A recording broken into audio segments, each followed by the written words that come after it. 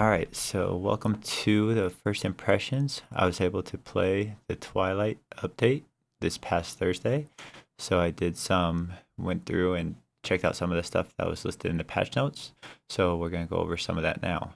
Ready? Sure, sure, why not? Alright, so the first thing I noticed, I don't know if this was new or not, but if you type slash homestead, it looks like it actually toggles the waypoint on and off. I don't know if that was the way it was before. That was the way it was before, definitely. Okay. That's All what I right. did. Yep. All right. Well, I just noticed that. I thought that was pretty cool. So, the next thing, I just kind of flew off to our mountain where we had dug our Is it? tunnel. Oh no. Yeah. The gravel! Our gravel mountain! It's gone! So if you notice, it's all soil now. The paver gravel is all gone. So if you notice in the patch notes, it says you can no longer drop the paver gravel. You have Yeah. tailings. You drop the tailings, and the tailings turn to soil. So all this was paver gravel. Now it's all been turned to soil. So that's actually pretty cool. It'll be a good thing. So now plants won't be covered with paver gravel. So the next thing I went to go do was to go check out our tunnel. If you remember our tunnel that had all that concrete paver tiles. And so it's it's still there, I think. I think they just did some graphics changes. So Interesting. you can look here on the one side, you have it the way it was, and on the other side, you have it the way it is now. So there's Yeah. definitely a change there. You tried taking it out, but it didn't work, so that means it probably is still there, it's just a different texture. Which is, I think this texture looks better in more situations, because the other one was more like a tile, or like brick, and it didn't look as natural as this one does. Yeah, So, this one definitely looks more natural. I thought the other one looked prettier though. yeah, the other one does look shinier and prettier. Um, but are we supposed to have? I think marble's the pretty one, so Yeah. it makes sense that this one's less majestic, as it were. Paver concrete, that's what it was. Hmm. Alright, so then the next thing I noticed, I came back to our house and it looks like there might have been a bug with some of the items in the homestead. I know some of my tools were missing, my tool maker was missing, and my lathe was missing. So, Yeah. they were still in my inventory, so I don't know what happened exactly there. So if you log in and see some stuff missing from your homestead, you might have to drop it. Yeah, it might have been because those things were the things changed, or did the other thing that's still there change as well, and it was just an aberration? That's a good question. I'm not sure. So the next thing I noticed, and this was me just being an idiot here, is and not paying attention to the patch notes. They actually mentioned this as a bug in the patch notes, is that for your fabricator to work, you have to unequip it and then re-equip it. So you can see here, I was trying to figure out like Yes. why is my fabricator Wait not a working? second. Why is it So if you guys log in working? and notice your fabricator's not working, you just have to unequip it and re-equip it and it should start working again. Next thing I want to go do is kind of go look for some resources. And if you notice right there, did you see the arc? Yes. So that's the new arc they were talking about, and it's actually really, really cool. Um, so if you don't have any resources around you, it shows you the nearest. I think it's the nearest location where you can find some. I was playing a little bit today, and I noticed I was kind of curious about what happens. And here you can see when Yeah, you're, you when can you're see where close, they they'll show are. you the boxes like before. Yeah. So you can see where it all is. Yeah. So this part right here, this is a cool thing too. Yeah.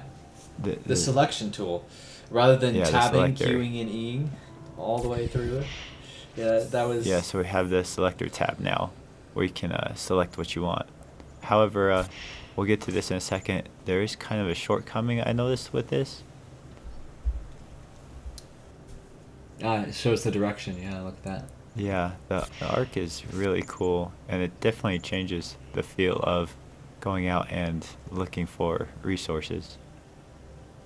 And now you have to go all the way down Alright, there. so now I'm going to try out a chronophaser, because if you remember, they separated the terraformer into 3 different tools. So you got the terraformer, the depositor, and the chronophaser now. So this is me just playing around with Yes. the chronophaser. Nothing's really changed with it, other than it's its own tool now. But here's the next thing I noticed, is there was ice asteroids where I happened to be. So I was melting the ice asteroids, and if you remember in the patch notes, it said they're not going to fall anymore. So, were these ice asteroids that had fallen already, or ice asteroids falling, and they just don't melt on their own now? I'm not sure what the deal was here. You and your ice asteroids. You're a goober. Yes. You're causing the whole server to lag. Look at you. Making a bunch of water everywhere. What? It's really cool that water comes to the planet through the ice asteroids. So next thing I wanted to test was the depositor. Again, it's like functionally it's the exact same as the terraformer before when you use it. However, here's the shortcoming with it that I noticed, and I think this was no different than before when it was part of the terraformer, but it just made me think about this more. Is you can't select the exact type of resource that you want to deposit. So imagine you have different types of iron, different types of diamond, or whatever the resource is. They're all stacked as one, so you can't select one in particular and dump that one particular type of resource. Yeah, you're gonna have to dump them all to get the all uniform. Exactly. So hopefully that's something that they're considering. Maybe they'll change, because yeah, you want to be able to select which version you dump. So the next thing I noticed while playing is stats definitely matter. We'll get to that in a minute. I want to show some crafting that I did to kind of test this. But the batteries on your tools, if you look at that, the batteries on the tools now get wrecked really fast. And I don't know if that's just right now, the versions we craft, we don't have high enough resources to get these stats up high enough. I mean, I didn't spend a whole lot of time testing out the Yeah. crafting, but even with crafted versions that have what appears to be big modifiers in the numbers, the batteries just still get absolutely wrecked fast. That's for all the tools, the chronophaser, the terraformer, the depositor. Like, I just felt like my batteries were being drained so quick. Yeah, that's unfortunate.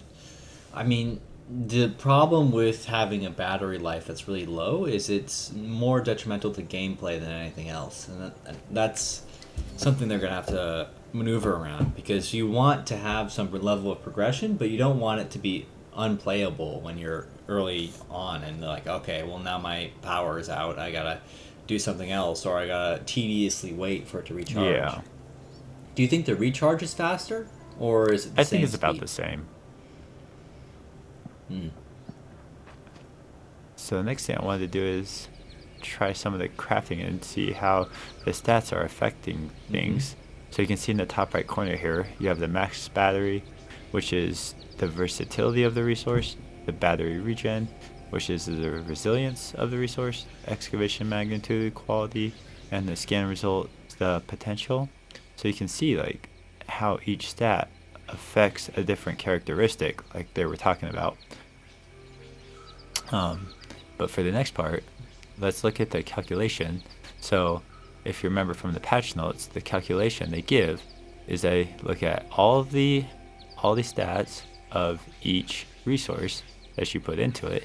They throw out the lowest one, and then they average the remainder. So in a situation like this, where you have 3 different resources, common metal, reactive gas, and uncommon metal, you put those in, it will throw out the worst one. So here's an example of what I did to create one of these terraformers. I used the common metal, and these were the stats here, my reactive gas with the stats, and the tin with these stats. And so I wanted to see exactly how it worked. And it basically does work. If you look at these, on the common metal, the potential was the potential was the lowest one, 10. Yep. And the quality was the lowest one was reactive gas. 177. And the resilience you had here with the tin, and the versatility you had here with the reactive gas. And so basically it does exactly what it says.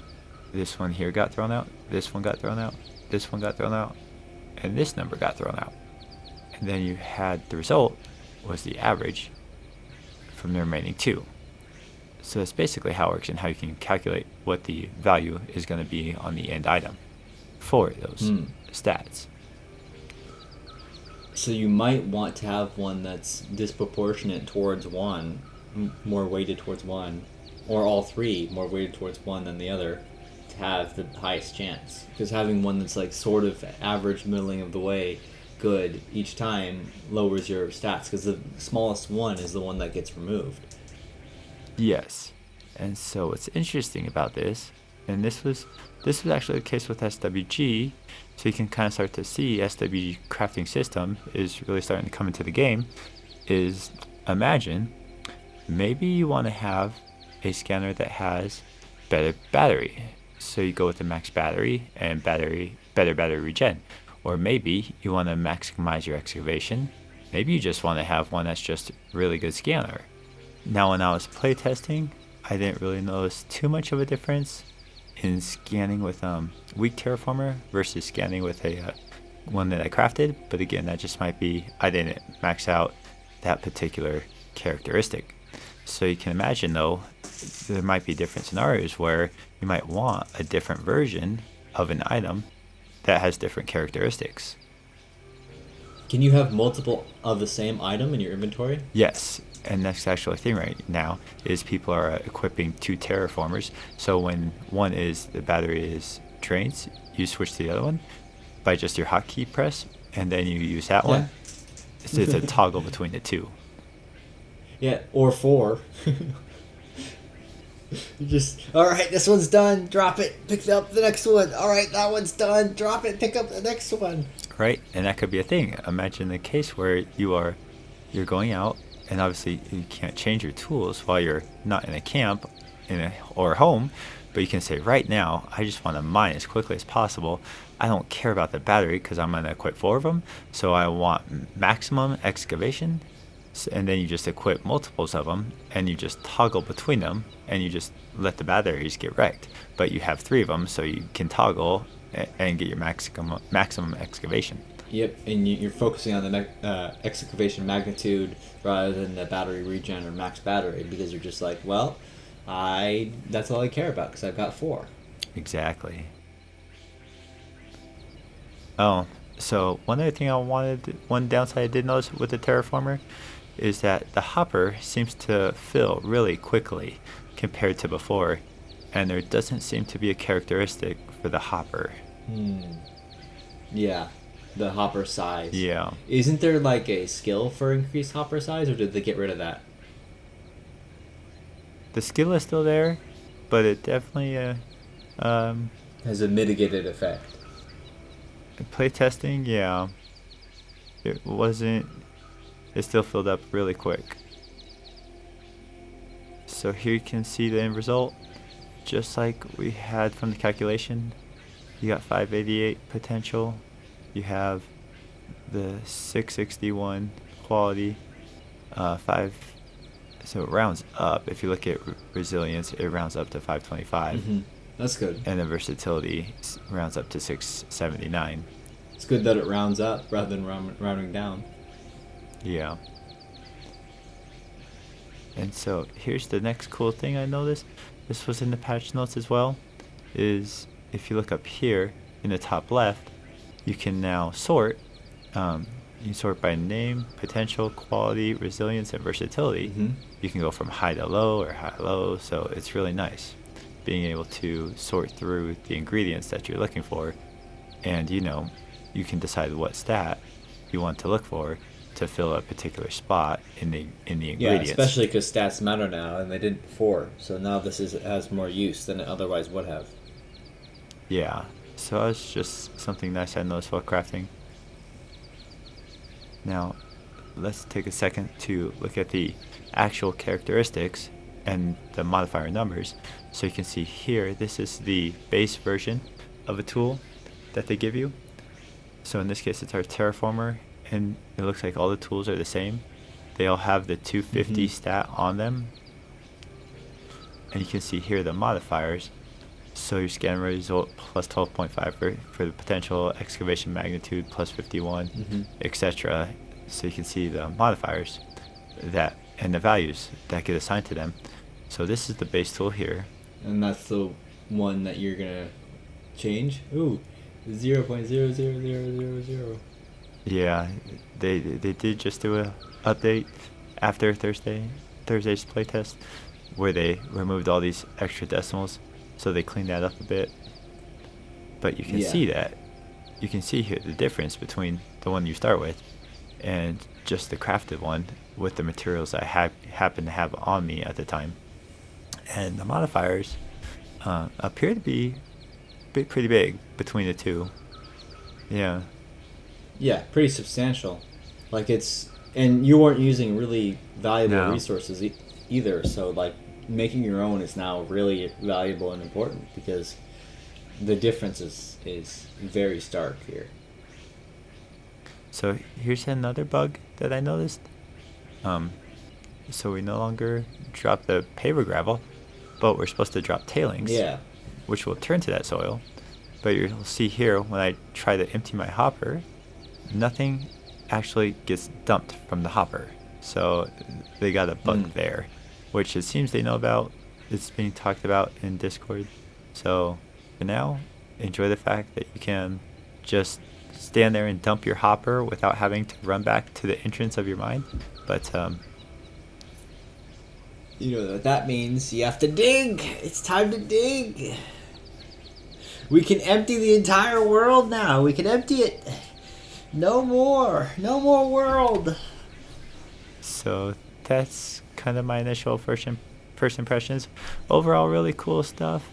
The crafting stats, having the PQRVs matter from your resources, being able to see how the characteristics of the tool get modified, and being able to select what PQRV stats you want to maximize or minimize a given characteristic, and the potential to have different versions of a tool or an item that target different characteristics. Yep.